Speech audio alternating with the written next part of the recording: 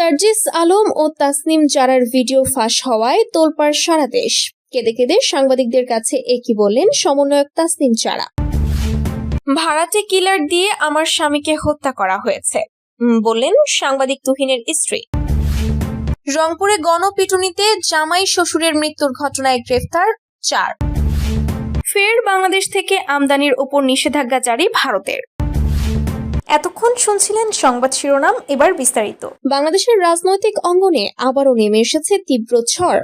একের পর এক কেলেঙ্কারি, দুর্নীতি, ক্ষমতার লড়াই, সব মিলিয়ে যেখানে দেশ জুড়ে অস্থিরতা, সেখানে এবার সামনে এসেছে এমন এক ভিডিও যা মুহূর্তেই তোলপাড় করে দিয়েছে সারা দেশকে।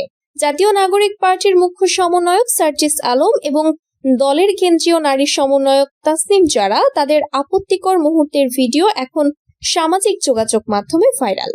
ঘটনা শুরু কক্সবাজারের সমুদ্র পাড় থেকে। সূত্র বলছে, গত সপ্তাহে সার্জিস আলম ও তাসনিম জারা একটি ব্যক্তিগত ভ্রমণের উদ্দেশ্যে গোপনে কক্সবাজারে যান। দলের অফিসিয়াল ক্যালেন্ডারে এই সফরের কোনো উল্লেখ ছিল না, কিন্তু স্থানীয়দের মতে তারা পৌঁছান সমুদ্রের ধারে এক অভিজাত রিসোর্টে, যেখানে প্রবেশাধিকার সীমিত এবং নিরাপত্তা ব্যবস্থা করা।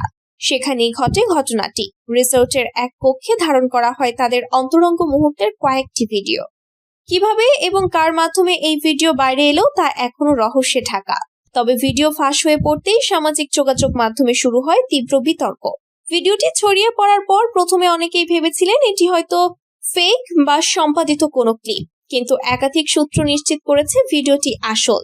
আর তাতে থাকা ব্যক্তিরা সার্জিস আলম ও তাসনিম জারা। ঢাকা, চট্টগ্রাম, রাজশাহী সবখানেই মানুষের আলোচনার কেন্দ্রবিন্দু এখন এই ভিডিও। চায়ের দোকান থেকে বিশ্ববিদ্যালয় ক্যাম্পাস, সব জায়গায় চলছে তুমুল তর্ক।